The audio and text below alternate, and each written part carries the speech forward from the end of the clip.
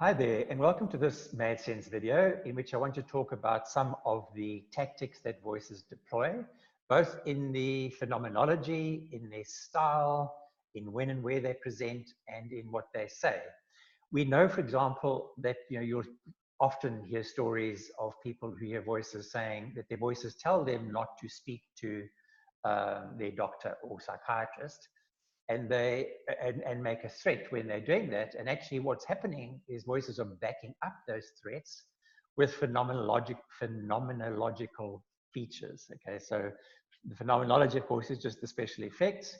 So all they're doing, voices are doing to back up those threats is they're becoming more aggressive, making more threats. They might be deploying different things. I've had, somatic sensations, including pain, for example, sometimes from these voices. And what I want to do is actually show you, just how unbelievable some of these voice tactics are. And it's important because unless we actually understand them and recognize how our mind is responding to them and how deceitful they sometimes are, we will struggle to anticipate them. And of course, one of the big problems with hearing voices or with psychosis is the fear and paranoia that are associated with them. And those are emotions about the future, being scared that something might happen or might not happen if you wanted to. So what you need to be able to do is, and voices, of course, are always commenting on what's happening in your future about why it will and won't happen. And that, of course, is just distorting our estimates of probabilities. So what I want to do is kind of show you just how voices are sort of messing with our view, if you like, of evidence by kind of shifting their tactics. I'm going to talk about two sort of phases of my experience, really, just some highlight particular aspects in it using sort of two different themes of phenomenology. The first is actually my first 8 weeks. Whereas you might describe the phenomenology as hearing voices. I heard the sound of two people talking about what I was doing. And then the next 10 years, I mean, within those first 8 weeks, the phenomenology, in my case, changed to what we would call a thought echo, which is now this two-way thing. So the characteristic of this hearing voices thing is the sound of two people talking at a bit of a distance, so something outside there. And then, of course, the next is this when it's sort of transformed to a thought echo, where now my thoughts and what voices say are sort of transmitted and received, as it were, in the same sort of bandwidth. This now kind of you interpret much more as kind of inside. And then I will actually kind of summarize with one sort of slide giving you a process summary again. So the first 8 weeks, as I say, this is the kind of phenomenology that you might typically call hearing voices. So I heard the sound of two people talking about what I was doing. So literally, I just heard two voices, slightly distant. Of course, what I'm doing is because you usually associate voices with people, I'm assuming there's a person at the other end. And of course, the question I'm asking is who is it? Because this was in a context, of course, where I was home alone and didn't actually expect to hear anybody. And of course, this is the apartment that I was in. I was making food in the kitchen down here. And as you can see, there's this external fire escape. This female voice said, or female sounding voice said, he seems to be okay. A male voice in the background just grunting. One or two other comments. And then the next one that I remember particularly was this, he eats better than we do. So of course, this gives you, the impression that they have a reason to be checking up on me. And of course that it's people because they eat and it's more than one, really. So I heard the sound of two voices, plus this context that you see here led me to the conclusion that it had to be my upstairs neighbors, who happened to be a man and a woman, because they were the only people who had access to this fire escape and would be able to see into the apartment to make a comment about the food that I was actually making. So this is the, what psychiatrists are calling, the delusion. But as you've seen, in fact, it's a very logical conclusion based on the stimulus, what I heard, plus the context that it had to be the upstairs neighbors. It was the only reasonable answer. And of course, this comment allowed me to rationalize it. I hurt myself that afternoon, made a lot of noise, so that must be why they would be, checking up on me through the window. So I've reached an answer to who, what, why, how, all those questions. That seems pretty logical, and it's actually tough to shift that until you find an alternative. So I'm describing this phenomenology now as kind of one way, voices over there, sort of just coming in my direction. When voices persisted, the following day, my neighbors seemed noisy, and then of course, by the time they moved into the bedroom and bathroom, which couldn't be seen from the fire escape, now that my neighbors were behaving badly and spying on me. So this idea of being kind of spied on is actually quite common, and it's simply because, I say, voices are observing what you're doing. And of course, when that's happening in a place, say like my bedroom and bathroom, which weren't visible from others, you start to ask yourself, what is this, cameras or whatever, and you get this sense of being spied on. So this was me minding my own business, living my story. The voices, as I say, first commented on what I was doing, so events in my day. In the context, I asked these basic questions. Or it's a voice, who is it? Where are they? So how they're doing this? Therefore, reaching the conclusion. Those were just questions and answers that I arrived at in the context, which was the apartment, which led me to this conclusion very logically that it's the upstairs neighbors. So that first piece happened within literally the first 3 or 4 comments that voices made, logical conclusion, it had to be the neighbors. What happened, and this is, and that was the piece kind of about voices observing me. What happened was that within, the next day or the day after, the voices started to comment about me, about my situation, about the fact that I wasn't going out to work every day, that I was at home, and a couple of other comments just about things that I sort of ordinarily did in the home, that it actually made no sense that anybody would know. But of course, what this leads you to infer is that they have actually been watching you prior to the day on which I could actually hear them. So what this is doing is they're now going back in history, and this is the important thing. They're actually shifting the time scale back into my history. So they know more about me than my neighbors would ordinarily know, and they certainly knew more than they would gain simply from observing me from the fire escape one afternoon when I had made a lot of noise. And of course, what that did was it was engaged my emotions, because this is now not very logical. It's not very reasonable for neighbors to behave in this way. So now, of course, you're starting to think about this kind of emotionally. And of course, once I started to hear the voices in the bedroom and bathroom, those are private spaces. Neighbors don't behave that way. If I'd gone and confronted them, they would simply have denied it. And of course, that is how voices deploy this tactic of catching you in a catch, or trapping you in a catch-22. Because you now have the situation that I know there's something wrong. My neighbors are behaving badly. Going and running upstairs as I did on the first day, it was no longer a sensible thing to do because the neighbors would just deny it. And of course, what you then do is you start, of course, to look for evidence. And of course, I looked at my technology. And of course, then what happened was, the next shift with voices, was this, in terms of location, was where they started to follow me outside the apartment.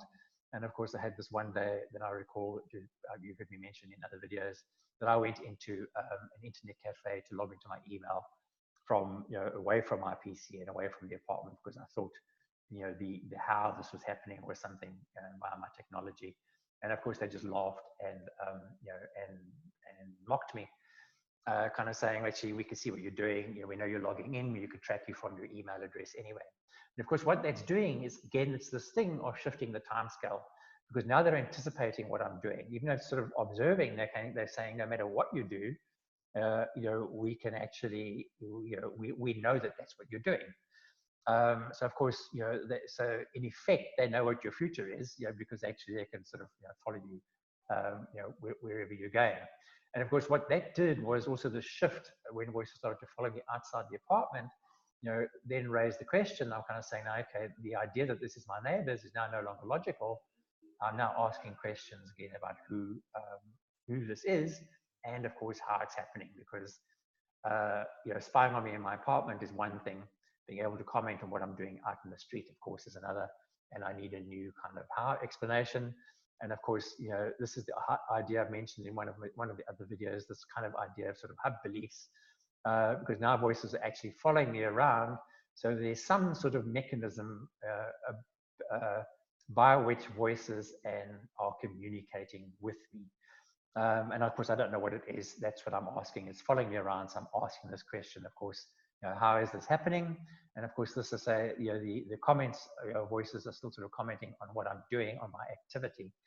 And of course, my history. So, it's this one-way thing, as I'm calling it. This is what I mean by sort of one way. But of course, what this does do is, because voices are anticipating me, it does get me asking questions. And of course, they're following me. This now seems like this could happen to anyone. And of course, you also start to ask the questions about what this means, not just for my future, of course, but for our future. But of course, what's going on that we're missing is that this initial idea of observing, so simply by commenting on what I was doing, this idea that you can be seen from somewhere, by moving back into history, voices shifted that idea of observing to knowing. So they now know something about me that they ordinarily wouldn't know, and my neighbors shouldn't have known, really. In this context, I didn't know them well. And then, of course, what they're also doing is anticipating. So what they've neatly done is kind of spanned your time frame. So we know, we're observing you. We know what you're doing. We know what you have done. We know your history. And of course, we can actually anticipate you. And of course, what changed for me quite dramatically was when I went to see the doctor, and I got a new description for what was happening. And he called it auditory hallucinations, which to me was now a known phenomenon. And of course, when I thought about that, what that actually meant was that this idea that it was my neighbors that were spying on me was clearly a fake problem. I just didn't know that at the time, because I experienced it as two people talking about what I was doing when I was home alone and just being through that piece. But I now knew that this was kind of a fake problem. And of course, what that does is you're left with this feeling of being very much deceived, because of course I couldn't tell the difference between the stimuli from voices and the sound of my neighbors talking at a bit of people talking at a little bit of a distance, as it might have been if they were out on the kind of fire escape. And of course, the real problem that I'm left with now is that although this is called auditory hallucinations, my voices had at this stage become bullying. So at one point, when they were commenting on my PC screen, when I was on a banking website, I realized that if they could see my screen, I could write them a note, and I just opened Word and wrote them a note. They got quiet that night, but the next morning I suddenly had 6 or 7 voices bullying me, yelling, telling me I can't do this, mustn't do that, must do this. And of course, what that's doing is just stoking your emotions, because you're now trapped in this problem. At first I couldn't approach the neighbors. Now it is this thing that actually it's out of reach. There's nothing I can do about it. And I think that actually my brain is producing these stimuli, even though I have no idea how my brain could possibly be producing them. And you can see why on this kind of slide. And of course, I'm asking the question again, this kind of mask idea is that now what is it that is at the other end of this thing that is doing this to me? And of course, that creates lots of uncertainty for me, my future, across this whole kind of thing. And I know that not only are voices bullying, but they've actually imposed consequences, because when I wrote them a note, that's how they became very aggressive and bullying. So this is the same idea as voices telling someone not to talk to their doctor.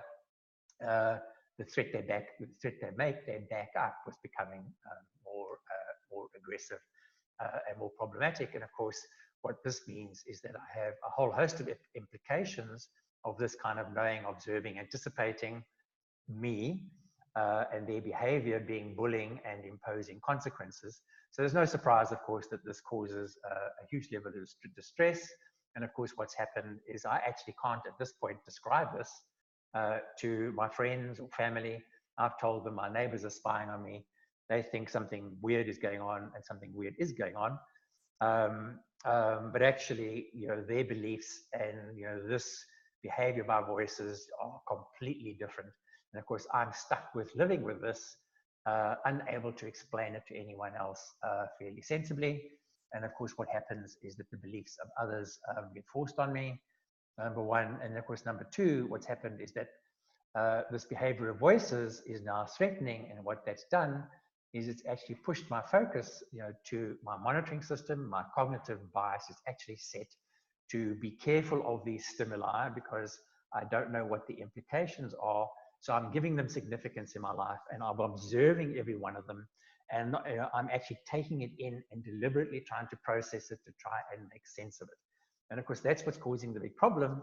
I didn't know at the time that this was all a fake problem, and that the more I observed and paid attention to these stimuli and tried to do something with them and make sense with them, the more I contaminated the information in my brain, quite literally. So then how did that progress?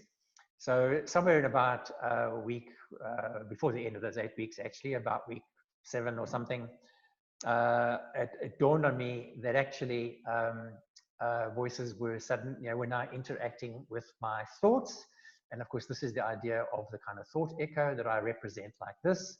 So the blue is, if you like, me thinking, giving you the thought bubble. And of course, voices are now speaking and interacting with me. And I'm showing it as this kind of cross purposes thing, because that's what it feels like.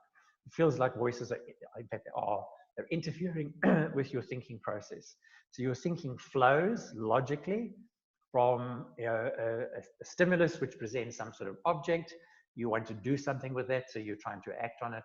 And of course, you're trying to project that forwards and assess the implications and do something with it in your life. And of course, as you're thinking that through, voices are interjecting and interfering and actually literally undermining your process of thinking. And of course, at first, when I realized this, I kind of thought, wait a minute, I can talk back. This actually meant I had some sort of agency. The idea that this was some kind of mental illness made no sense. I'd been on, I took antipsychotics for a week and it did absolutely nothing. But of course, the whole idea of certainly my concept of hallucinations didn't match this kind of behavior. And you can see from the previous slide why that would be. So I couldn't grasp, I still cannot conceive how my brain could actually produce these stimuli. And of course, because I had felt deceived, by this thing, of course, I was angry, I suppose. And I thought, wait a minute, I can actually talk back.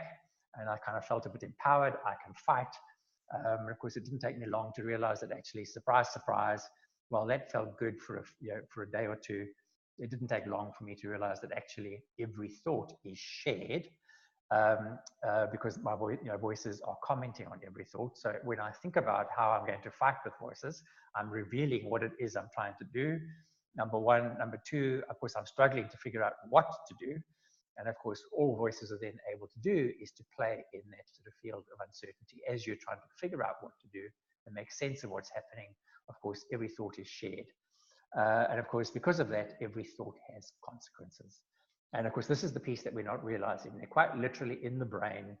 This interaction now with voices is the equivalent of interacting with a real life person in an abusive relationship. And it is striking our reward signals with that kind of strength. And of course, this is why it's actually producing all this negative emotion and negative energy from thinking, that actually you ordinarily wouldn't get from thinking. It's literally like, say, a conversation in an abusive relationship.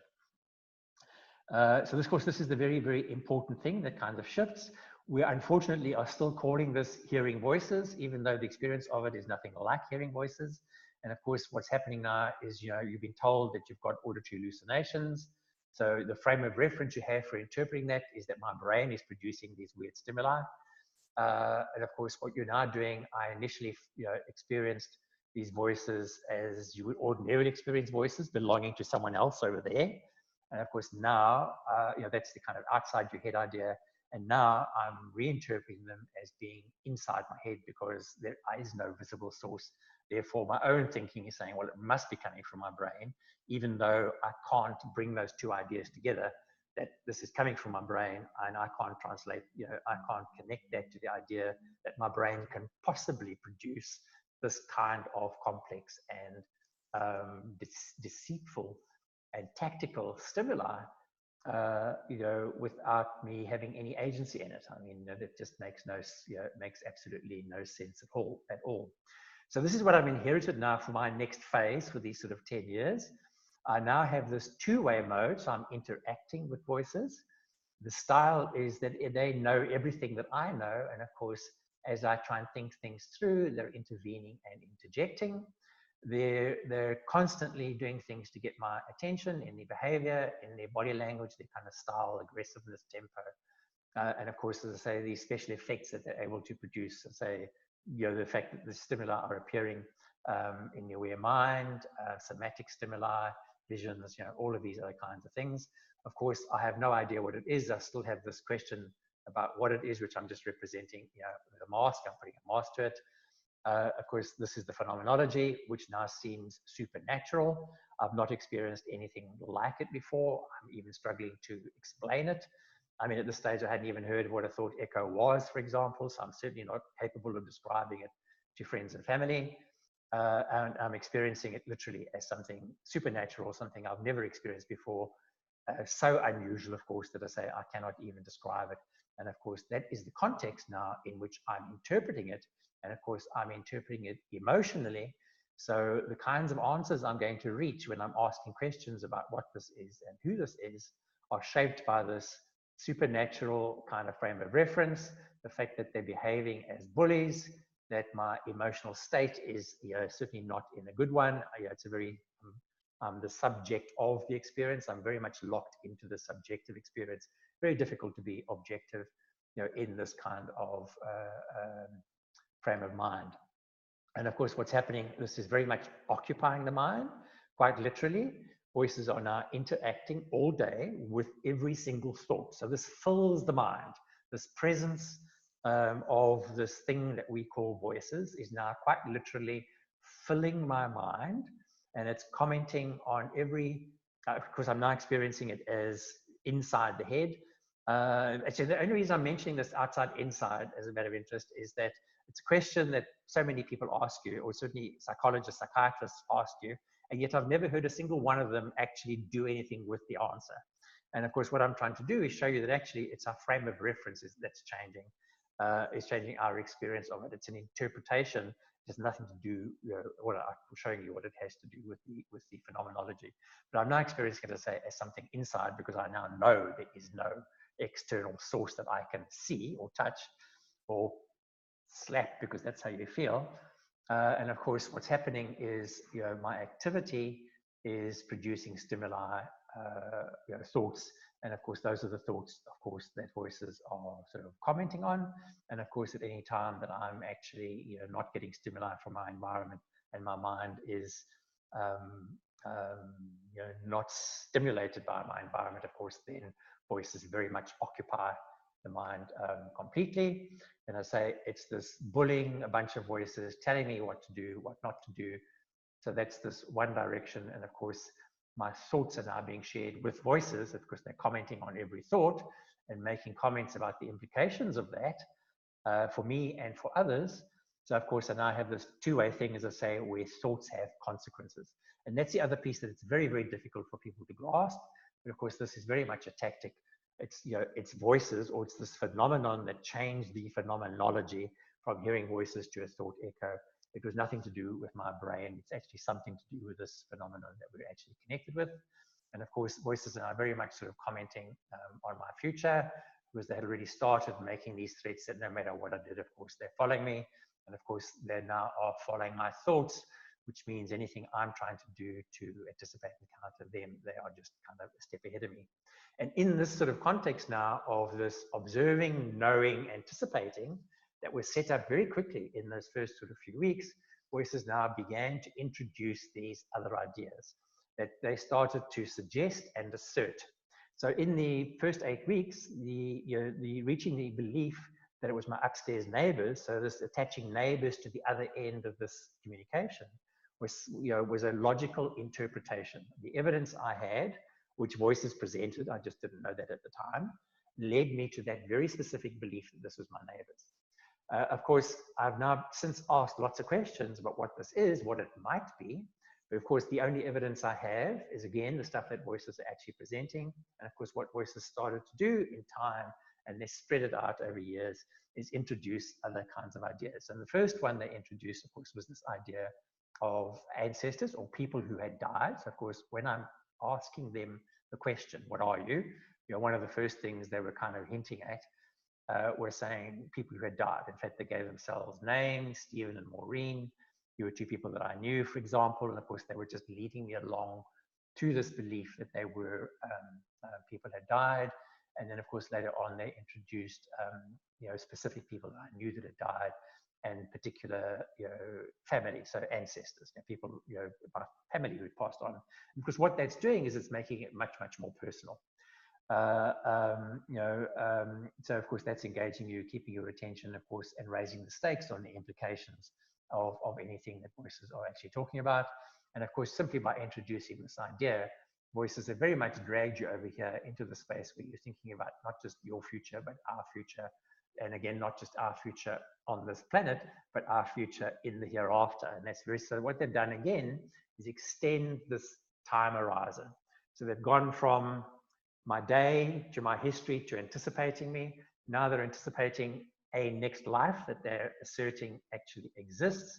And then later on, they introduced ideas of reincarnation, for example, and they started to talk about past lives and future lives and all this kind of nonsense. And really all they've done is tactically, they have extended the time horizon beyond my own grasp of the world that I live in, okay? So this is then how they're again asserting knowing of past and future, past lives, future lives. And of course, this is how they then bring in this idea of sort of destiny and therefore influence in your life, and therefore everything you do and think now by this stage has consequences for not just this life, but the next life, and not just my life in this life and the next life, but your life in the next life and this life. And of course, they're then making all these comments about where my thoughts are going, because they're asserting that there is this kind of hub. And of course, voices then later on introduced the idea that, that one of them was God. And of course, God came along to visit, asked me to rewrite the Bible. And of course, as I pushed back on the whole idea that this wasn't God because he behaved so badly, he then declared himself to be the devil and then an evil God. And of course, but as this character, the devil, he's now asserted himself as being in the middle of this hub and able to, arrange when and where voices come along and bother and pester me, and arrange just how my information, my thinking is distributed through this web. So you would remember from the other comments, voices were saying to me, you can't swear on the web. That's actually just trying to manage your emotions in your natural reaction to them, because they're so aggressive and you can't physically beat them up, which is what you want to do. Of course, you're inclined to swear at them and yell at them. And of course, when they tell you you can't swear on the web, they're just setting rules in another space that force you to control your emotions in ways that are unnatural, because the natural response to these things is to get angry, really, really angry. And of course, you need to find ways to vent that. And of course, the right way to do it is to vent it at voices. And of course, they try to prevent you from doing that. But of course, now, God and his best buddy, the devil, sort of declared me to be the second coming, whether I liked it or not. We had this game that went on for, I don't know, but it's still going on. But, the first year or so, or whatever it was, I kept just pushing back and saying, oh, nonsense. And eventually, because voices just kept insisting, eventually after a year or so, I flicked my tactical response to saying, okay, I'll play being the second coming. And I called myself Pope Greggy Boy, the 17th, because I liked the idea of being infallible. And of course, that just gave me a way of sort of playing along with voices. But of course, the problem with that was that it led to mania instead of the paranoia that this character was trying to create. Of course, what voices are implying by this is that they've chosen me. And I say chosen because, of course, they're using the context of choosing as in choosing a prophet. But in fact, what they're doing is they're choosing you as a victim by placing you in the middle of this battle between good and evil. So here's good and evil in one character, God and the devil, and an evil God, same voice playing three different roles. But actually, I have these voices in the background saying, I love you. And of course, voices that introduced the ideas that those were people who had died, and my family in particular, who of course would have an interest in in this engagement with this strange phenomenon. If they were my family, I don't actually accept that idea, but that's the game, that's the scenario that voices have created, and that's all that's happening. Is they're using this other space where we have no evidence that is kind of supernatural, where they feel they can set the rules and they can play any game they want. They can claim to be God, they can claim to be the devil, they can claim to be ancestors, they can claim to be Joe Bloggs. they can claim to be absolutely anything. They can claim to be aliens. They can claim to be multiples. My voices have tried all of these things. And the point is, I don't have evidence one way or the other to prove or disprove, other than to say that in the aggregate, their behavior is so bad that, of course, what they want us to do is reach beliefs about their power and about their bad behavior, about how evil they are, when I think in practice, actually, that's all about gaining attention and trying to assert relevance. But so where in practice, I think actually they have, of course, they exaggerate their power by, as I say, translating this idea of observing into knowing and anticipating. And of course, that's what's causing the fear and paranoia that so many people who experience psychosis are experiencing. So, of course, what happens then, of course, is if you talk about this stuff to your friends, so even earlier on in the beginning, I mean, I struggled to describe what was going on. It was this auditory hallucinations. I spoke to my two best friends, that were that lived nearby, and to my landlady. And of course, this inserted some grain of difficulty into all of those relationships very early. I was very lucky in that those relationships were strong, but at the very least, it's changing my perception of those relationships. And of course, a key part of your relationships is what you think other people think. And of course, what I did at that point, even though I'm a pretty confident and social person, was I actually did withdraw to some extent. And of course, this is what leads people to isolate themselves.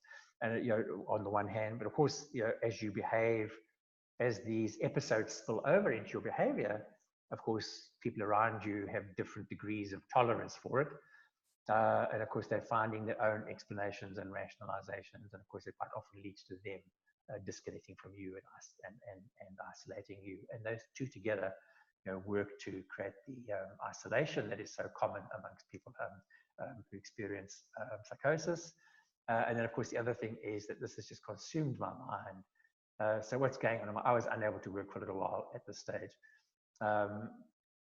because this was just occupied my mind. So I couldn't concentrate really. Was the real problem.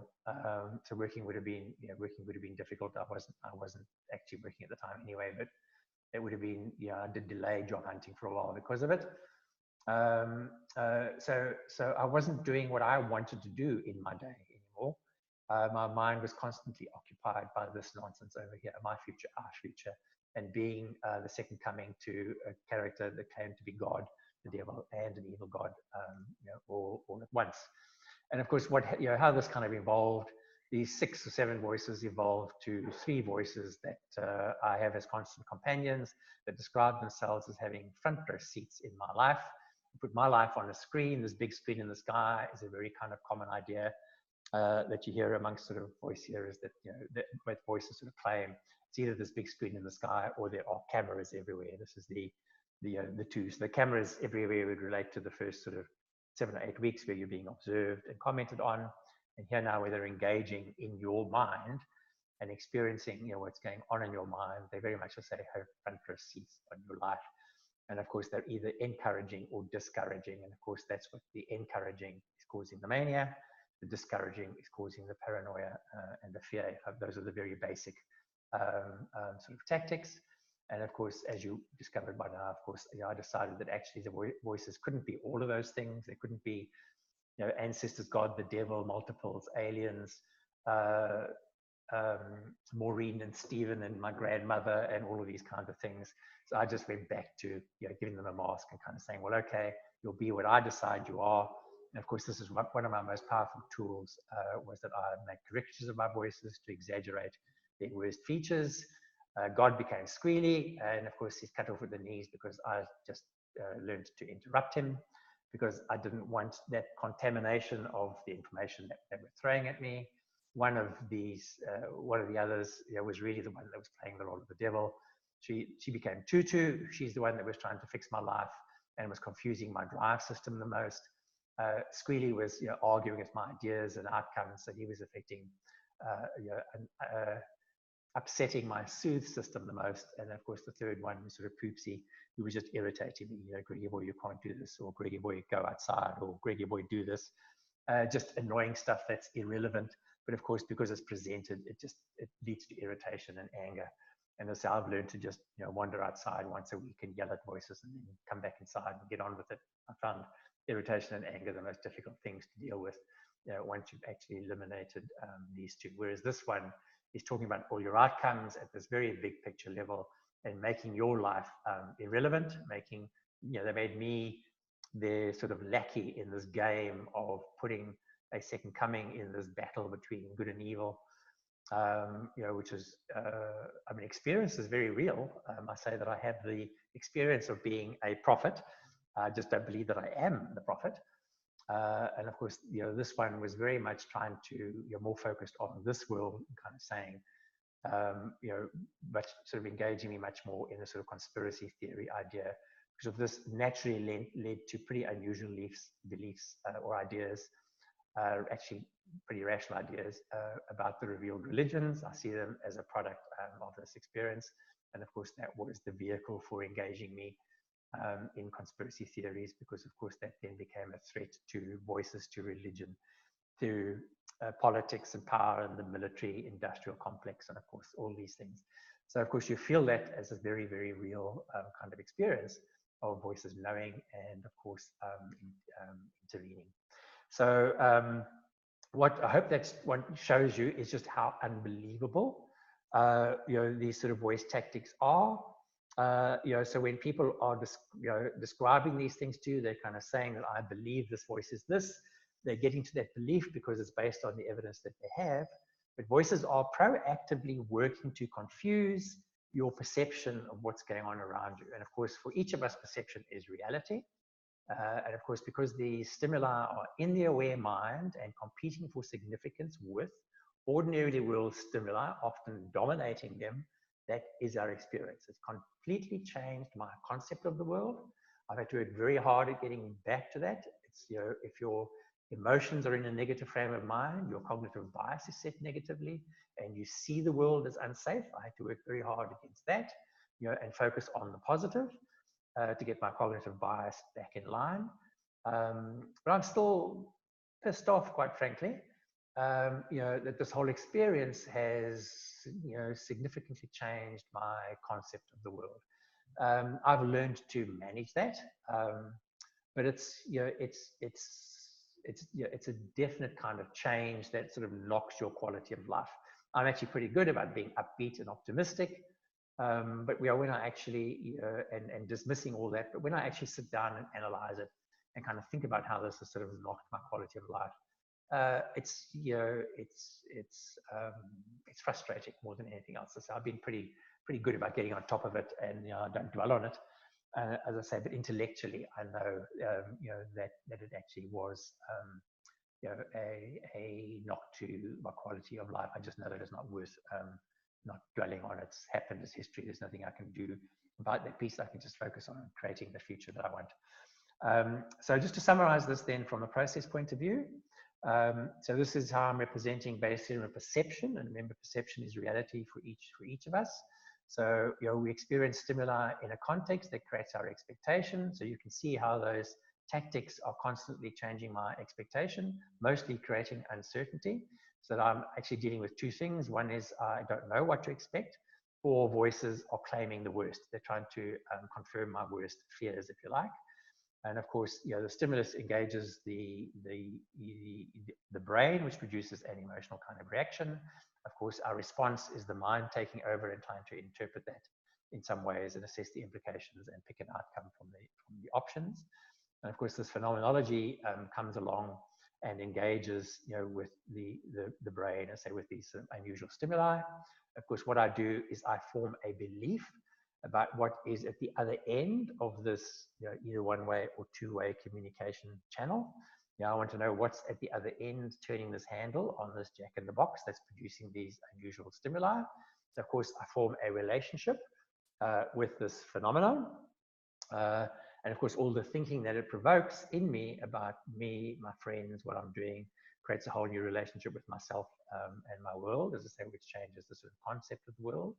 And really, it's my experience of this phenomenology is the evidence I have when I'm asking the question, well, how is this happening? Of course, I'm asking, well, what the bleep is going on and who the bleep is this? So I'm also asking, depending on, again, on the phenomenology, I put these two questions together. I might substitute one for the other, but if it's a voice I'm hearing, I will certainly ask who. And as I did, I started to ask questions about the phenomenon. So I started to say, well, what is this? Whereas voices are just personalities within the phenomenon. But really, what's happening is I'm forming a belief system around these basic questions. Is what is this, or who is it? How is it happening? And why is this happening? And why is it happening to me? And those are the basic questions that I'm asking that shape my belief system about this thing. So some people might have accepted the idea that these voices were God. I pushed it back because it's not a belief system that I connect with. But of course, you get people who believe that this is a friend or an enemy or an ex or something. We're all attaching, as say, something here to who it is or what it is that's at the other end of this thing, depending on our sort of experience and our answers to these questions. And then, of course, we're experiencing it as interfering, either observing and commenting on or interfering at the level of thought. And of course, what that does is in time, I mentioned this before, the brain adjusts. We become hypervigilant. So this is my cognitive bias being set differently. So the presence, the invasiveness, the variety, are constantly getting my attention and preparing this brain for content, which generally is increasing the signal strength with which I'm recognizing the stimuli that voices are actually presenting, which then, of course, has more power in engaging my emotional systems, in stealing mind share, in creating these narratives and stories with the language that they're using. We engage with life in terms of stories. And then I've described it's typically this one-way or two-way, which engages you slightly differently, but you experience it having intent, and you read it as having emotional, so body language, tempo, style, aggression, those kinds of things. So it's presenting with emotion as well, that engages your emotions, and of course then all these special effects. And then I say, of course, theater. So voices are constantly creating a new scenario. So within this kind of belief that voices just say, insisting that I'm the second coming, of course, that's a scene that they've set or a theme that they've used to set many scenes, in which my thoughts have relevance in this game of being caught in the middle of the war between good and evil as the second coming to a God that now claims to be evil. Okay, not fun, but anyway, it's theater. And that's the best way to kind of think about it. But in that scenario, and you see in my sort of experience videos where I talk about the structure of stories, that's the framework within which voices are kind of engaging and encouraging and discouraging, making promises, making threats. Of course, that then exaggerate the emotions and, of course, cause the extreme states. But of course, what these stories are doing is they're putting you in this catch-22 space where you have no evidence. Voices can claim to be anything. Your only option is to reject it. Else the brain is actually recognizing that information and trying to process it and kind of make sense of it. Of course, because we have this lack of evidence, our answers to these questions are confusing. And of course, my evidence is slightly different than the other one, than the next person's evidence. And that's why I say, rather than looking at the answers we're reaching, we have to look at the questions we're asking in order to reach to define this belief system that connects a what to how to why.